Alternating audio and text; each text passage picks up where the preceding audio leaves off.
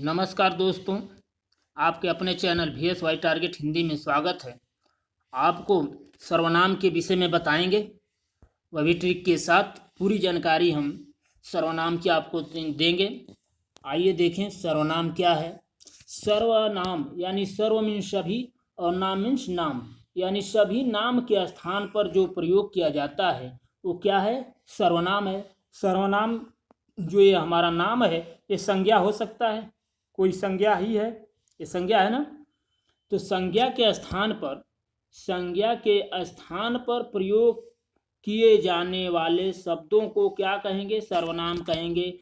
तो जो संज्ञा होगा वही नाम होगा। आइए देखें संज्ञा के भेद। हिंदी में कुल सर्वनाम की संख्या कितनी बताई गई है? 11 बताई गई है। कितनी है? 11। जैसे मैं, तुम, आप, यह, वह, जो, सो, कोई, कुछ, कौन, क्या, ये जो इत्यादि हैं ये क्या हैं? सर्वनाम हैं, हिंदी के सर्वनाम हैं। आइए बात करेंगे सर्वनाम के भेद के बारे में। तो सर्वनाम 6 प्रकार का होता है। तो आपको आराम से याद करने के लिए एक हमारी ट्रिक है, आप देख सकते हैं। पुरुष निज संबंधियों से निश्चय प्रश्न करते हैं। तो देखिए इसमें करते हैं, इसको हम साइलेंट कर देंगे, से को साइलेंट कर देंगे। बाकी जो सर्वनाम के 6 भेद हैं हम लिख सकते हैं। पुरुष से पुरुषवाचक सर्वनाम, निज से निजवाचक सर्वनाम, संबंधियों से संबंधवाचक सर्वनाम, और से को छोड़ देंगे ऐसे। निश्चय से निश्चयवाचक सर्वनाम, अनिश्चय से अनिश्चयवाचक सर्वनाम, प्रश्न से प्रश्नवाचक सर्वनाम, और करते इसमें इग्नोर कर देंगे। इस प्रकार 6 आप नामों को याद कर सकते हैं आराम से। आइए देख लेते हैं।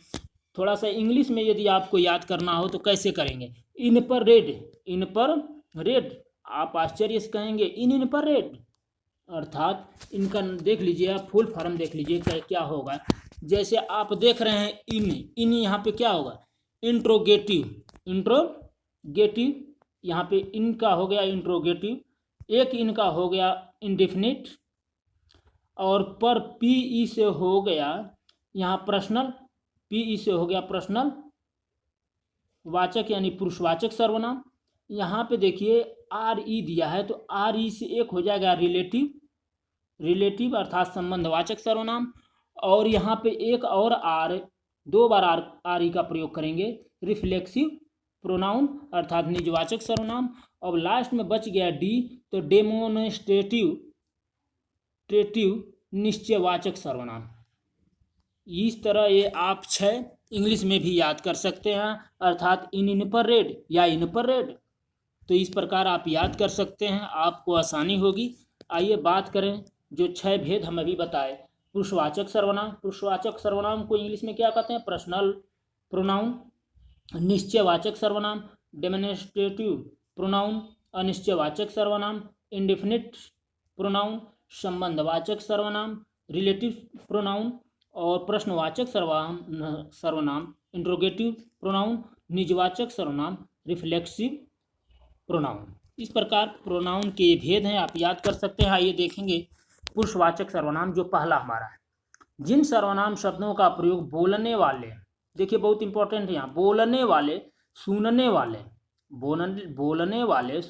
वाले या अन्य व्यक्तियों के लिए किया जाता है, वे पुरुषवाचक सर्वनाम कहलाते हैं। जैसे मैं क्या हो गया? बोलने वाला हो गया। तुम क्या हो गया? सुनने वाला हो गया। वह क्या हो गया? जिसके बारे में बोला जा रहा है, कहा जा रहा है। जैसे मैं सोने जा रहा हूँ, तो मैं क्या हूँ? ये बोलने वाला। और जो सुनने वाला है, तुम्हारा नाम क्या है? जो सुनने वाला है उसके बारे में, और जिसके बारे में कहा जा रहा है वह कल है आएगा, वह क्या है? तीसरा व्यक्ति है। तो पुरुषवाचक सर्वनाम 3 प्रकार का होता है। आइए देखेंगे भेद। प्रथम उत्तम पुरुष, जो हमारा प्रथम है उत्तम पुरुष के अंतर्गत मैं बोल रहा हूँ, बोलने वाला अपने लिए प्रयोग करता है। मध्यम पुरुष तुम, जो सुनने वाला है, जिसके विषय में जो सुनता है आपकी बात वही तुम है। अन्य पुरुष वह जिसके बारे में ये दोनों मिल करके बात कर रहे हैं।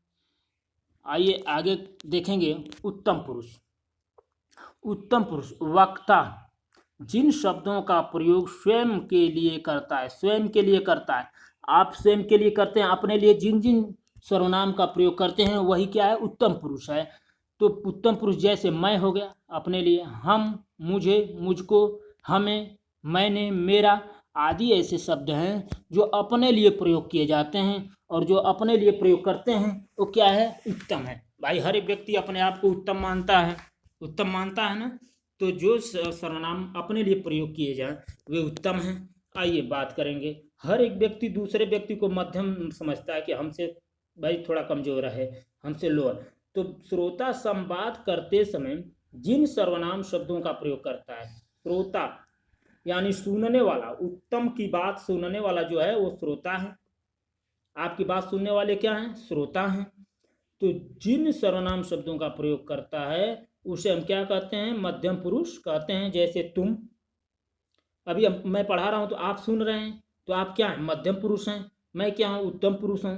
तो मध्यम पुरुष के अंतर्गत तुम, तुम्हारा, तुमको, आप या आपको इत्यादि ऐसे शब्द हैं जो मध्यम पुरुष के लिए प्रयोग किए जाते हैं। आइए देखेंगे अन्य पुरुष। अन्य पुरुष जिन सर्वनाम शब्दों का बोलने वाले और सुनने वाले व्यक्ति के अतिरिक्त किसी अन्य व्यक्ति के लिए किया जाता है उन्हें अन्य पुरुषवाचक सर्वनाम कहते हैं। जैसे मैं आपको पढ़ा रहा हूं तो मैं क्या हो गया, उत्तम पुरुष हो गया। आप सुन रहे हैं तो आप हो गए मध्यम पुरुष। और किसके बारे में बात करना है, तो हम यहाँ पे किसके बारे में बात कर रहे हैं, सर्वनाम के बारे में बात कर रहे हैं। हम रोहित के बारे में बात कर रहे हैं तो वहाँ पे, या उसके बारे में बात कर रहे हैं तो वहाँ पे क्या होगा, अन्य पुरुष होगा। उन्हें रोको मत।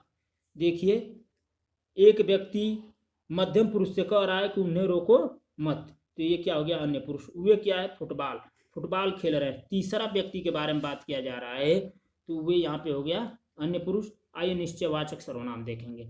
निश्चयवाचक सर्वनाम, जो सर्वनाम किसी निश्चित व्यक्ति, वस्तु अथवा घटना की ओर संकेत करे उसे निश्चयवाचक सर्वनाम कहते हैं। उसका नाम एक संकेतवाचक सर्वनाम भी है, इसी का नाम। कुछ प्रमुख निश्चयवाचक सर्वनाम आप देख सकते हैं, है, वे, ये, यह, वह, इस, उस आदि जो हैं ये क्या हैं, क्या है बताइए, निश्चयवाचक सर्वनाम। आइए उदाहरण देखते हैं। यह मेरी पुस्तक है, वह राम की स्कूटर है, ये हिरन है, वह सोहन का भाई श्याम है।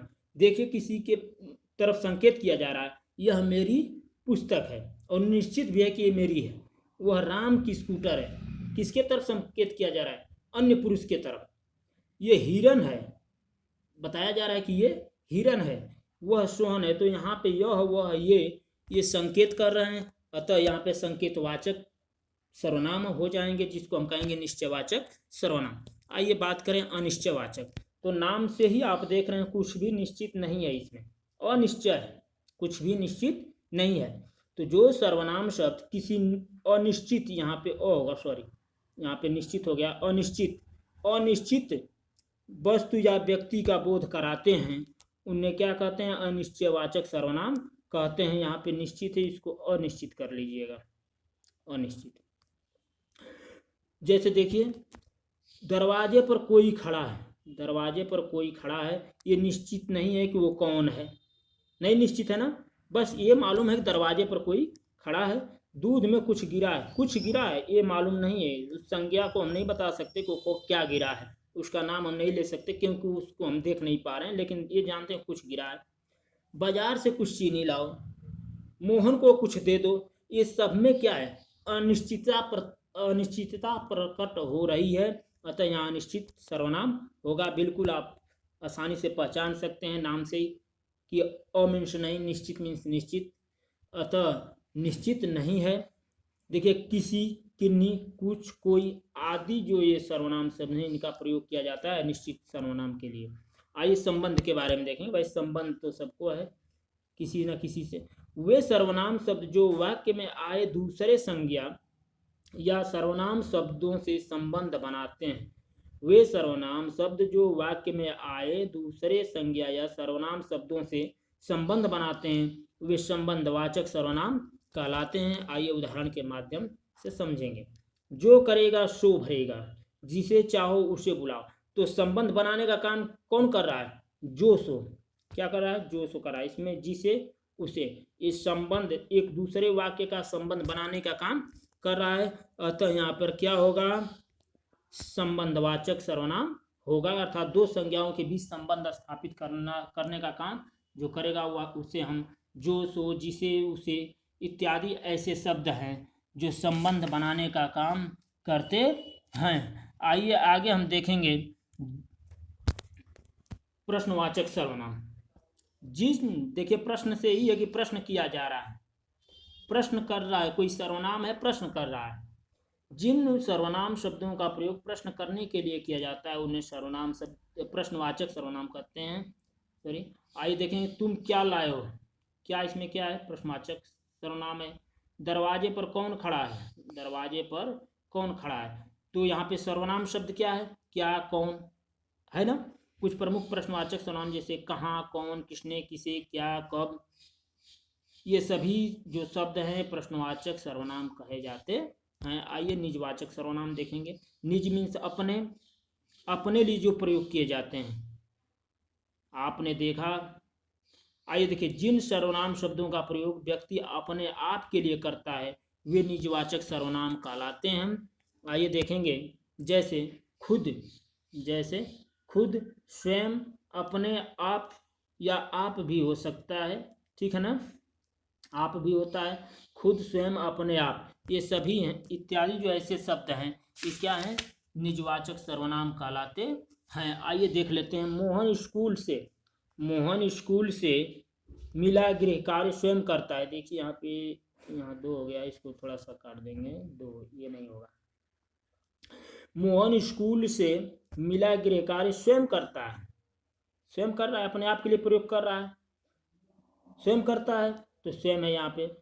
मैं अपने आप चला जाऊंगा, मैं अपने आप चला जाऊंगा, यहाँ पे निजवाचक सर्वनाम क्या है, अपने आप, क्योंकि अपने लिए प्रयोग कर रहा है।